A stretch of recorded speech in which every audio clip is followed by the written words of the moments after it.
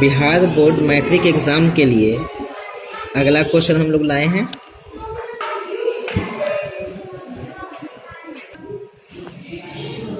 तो पहला क्वेश्चन है, यदि बहुपद x square minus x plus 1 के शून्यक अल्फा बीटा हो तो 1 बटा अल्फा प्लस 1 बटा बीटा का मान क्या होगा। तो हम लोग 1 बटा अल्फा प्लस 1 बटा बीटा का एलसीएम लेंगे, भिन्न का जोड़। तो alpha into beta, alpha alpha cut गया, beta plus beta beta cut गया, अल्फा यानी अल्फा प्लस बीटा का होता है माइनस बी बटा ए बटा अल्फा इंटू बीटा का होता है सी बटा ए। मान रख देते हैं, बी ये वाला है, इसके साथ 1 लगा हुआ है और माइनस भी पहले से है तो -1 और -1 प्लस 1 डायरेक्ट रख देते हैं। उसके बाद ए है 1, उसके बाद सी बटा 1, सी भी 1 है और ए भी 1 है, यानी कुल मिला के 1 हो जाएगा।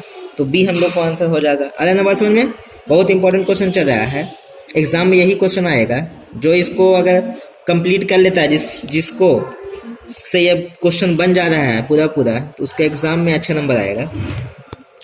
16/5 का दशमलव प्रसार क्या है। तो हम बता चुके हैं कि फॉर्मूला होता है शांत और अशांत पहचानने का p बटा 2 पे पावर n गुने 5 पे पावर m।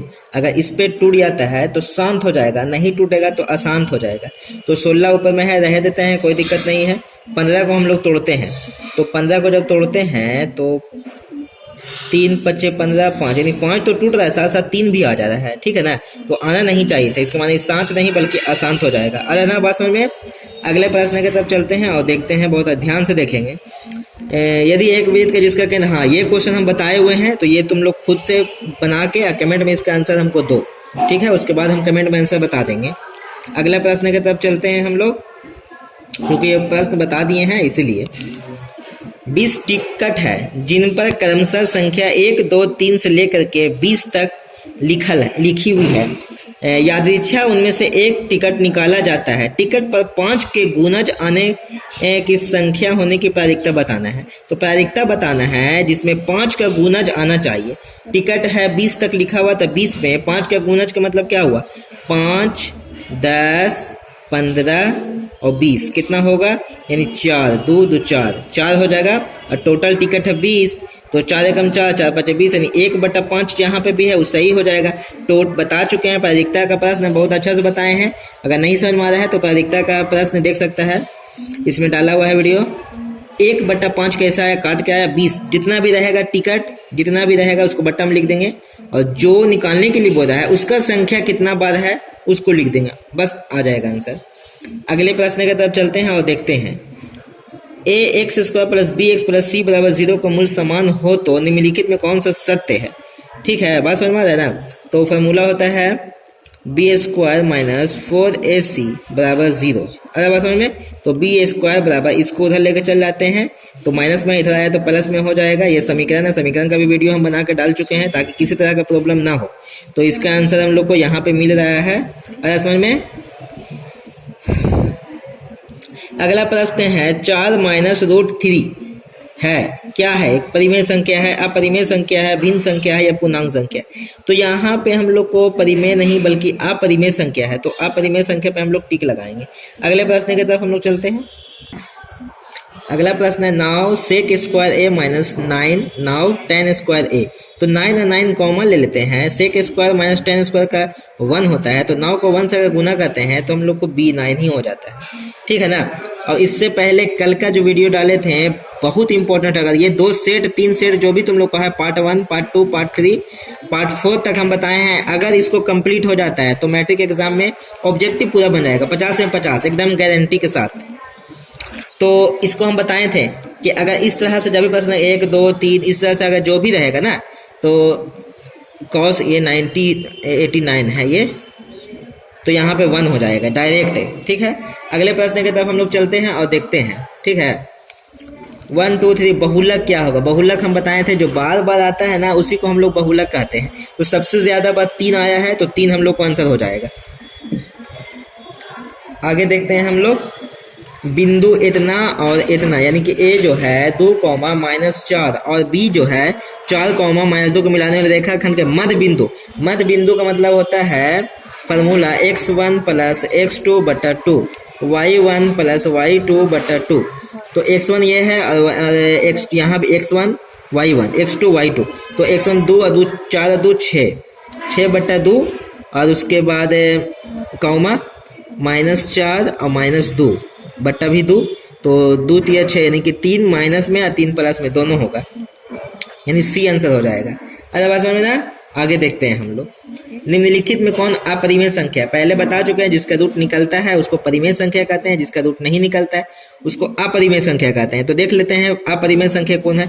इसका रूट निकल रहा है 36 का 6, 64 के 8, इसका भी निकल रहा है, इसका नहीं निकल रहा है, ठीक है, इसका नहीं निकल रहा है, यहाँ पे माइनस नहीं है, 9/49 है तो 9 का भी निकलता है, 49 का भी निकलता है, इसका नहीं निकलता है, तो सी हम लोग का आंसर हो जाएगा। आगे हम लोग देखते हैं, दो पासे को, चलो अगला प्रश्न देखते हैं। दो पासों को एक साथ फेंका जाता है, दोनों पर 6 आने की प्रायिकता क्या होगा। एक पासा को फेंक रहे हैं, दो पासा को फेंक रहे हैं, तो सबसे पहले दो पासा परिणाम की संख्या कितना हो जाएगा, 6 जगह 36, 2 ठो है ना, और दोनों पे 6 आने की प्रायिकता बताएं, तो दोनों पे कब आएगा, तो 6 आने की प्रायिकता, दोनों पर 6 आने का, तो दोनों पर 6 कब आएगा, एक ही स्थिति में आ सकता है, तो 1/36 हो जाएगा। अरे बस में आगे देखते हैं हम लोग, प्रथम 5 विषम संख्याओं का माध्य क्या होगा। प्रथम 5 विषम संख्या, विषम संख्या प्लस विषम संख्या, ये भी है, 9 भी है, 1 2 3 4 5, ठीक है, तो ये हो गया प्रथम 5 विषम संख्या ना बोला है, तो विषम संख्या 1 है, 3 है, 5 है, 7 है, 9 है। अब माध्य निकालने के लिए बोला, माध्य जब भी निकालने के लिए बोलेगा ना तो संख्या को फिर गिन लेंगे, कितना है, 1 2 3 4 5, वैसे ही बोला था 5 प्रकार की संख्या, तो बटा 5 से भागा देंगे, दोनों को सबको जोड़ देंगे, जोड़ने पर आ जाएगा 25, 25 को 5 से भागा दो, 25, यानी 5 हम लोग को आंसर हो जाएगा, ठीक है। अब देखते हैं आगे,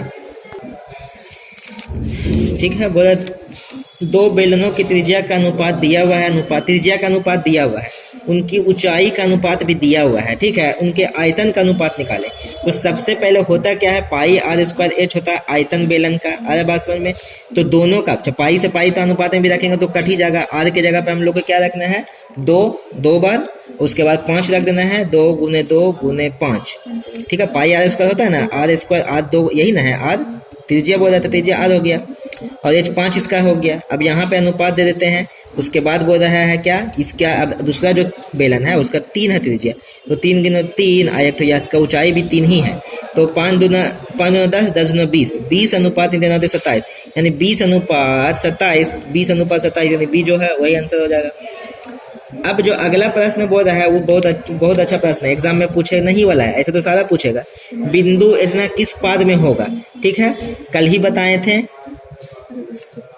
यहाँ पे देख लेते हैं हम लोग, इधर यहाँ पे होता है y, यहाँ पे होता है y डैश, यहाँ पे y x डैश, यहाँ पे x डैश, जिसमें डैश लगा रहेगा वो माइनस में है, ठीक है, तो यानी ये भी माइनस में है, ये भी माइनस में, तो कितना में हो जाएगा, यहाँ भी दोनों माइनस ही में बोल रहा है, x भी माइनस में, y भी माइनस में, तो थर्ड कोऑर्डिनेट हो गया, तो तृतीय जो है वही हो जाएगा। अगला प्रश्न की तरफ चलते हैं हम लोग। बोला निम्नलिखित में कौन सी अभाज्य संख्या है, अभाज्य संख्या कहते किसको है वो समझो। अभाज्य संख्या जो केवल खुद से लगे और 1 से लगे, तो खुद से लगे और 1 से लगे का मतलब सिर्फ 11 ही है, बाकी तो यहाँ 3 का पारा में भी 15 आता है, 5 का पारा में भी 15 आता है, अरे ना बस में 9 भी आता है, 3 का पारा में भी 9 आता है, 6 का पारा 6 भी आ जाता है 3 का पारा में भी, और 2 का पारा में भी, सिर्फ 11 ही ऐसा संख्या है जो अभाज्य संख्या है, तो ये हम लोग का यही आंसर हो जाएगा। अरे बस में ना। अब आगे हम लोग देखते हैं,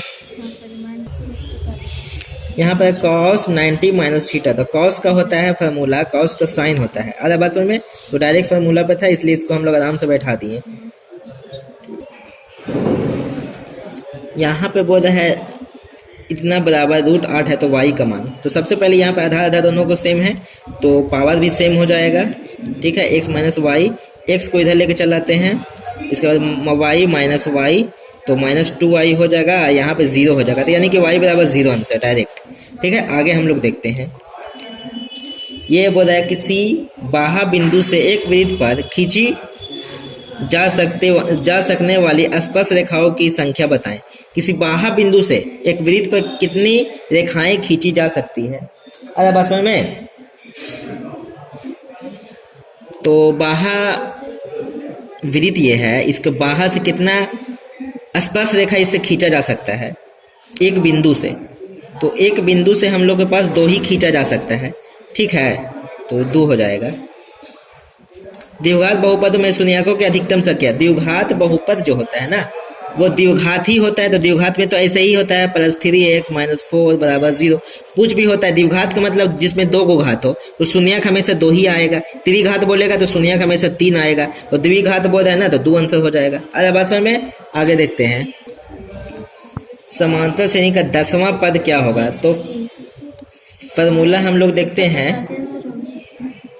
Tn = a + n - 1 × d, ठीक है। 10वां पद सबसे पहले बताते हैं कि n के जगह पर 10 रखना है, काहे कि इसमें वा लगा हुआ है। बताए थे ट्रिक कि n पहचानने का तरीका जिसमें वा लगा रहे उसको n हम लोग बोलते हैं, एज बोलते हैं शुरू वाला को। तो -40 है, n 10 हो गया, -1 हो गया, d यहाँ पर से घटा लो, यहाँ पर से भी घटा लो, कहीं पर से भी घटाओ, 25 आएगा।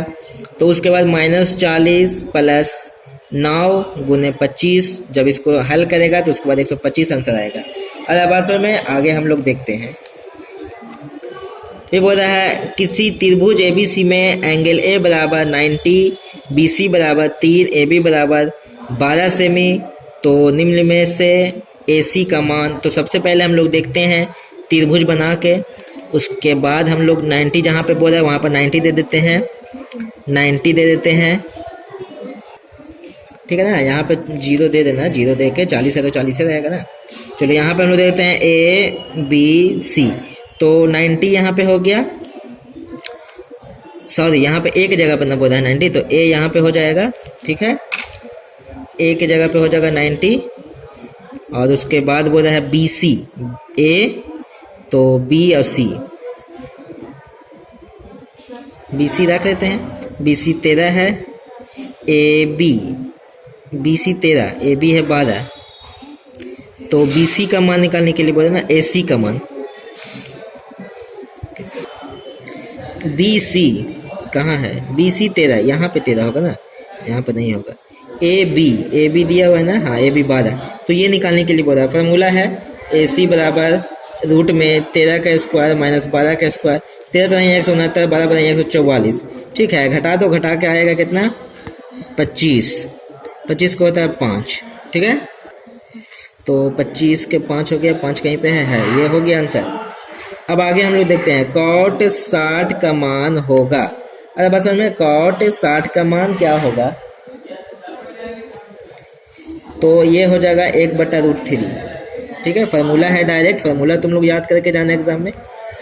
सेक 70 × sin 20 + cos 20 × cosec 70, तो दोनों में से कोई एक को तोड़ेंगे और एक जैसा करेंगे, ठीक है ना। तो सबसे पहले हम लोग सेक को तोड़ते हैं, सेक को तोड़ेंगे, सेक 90 - 20 × sin 20, ठीक है। सेक का काची हो जाता है,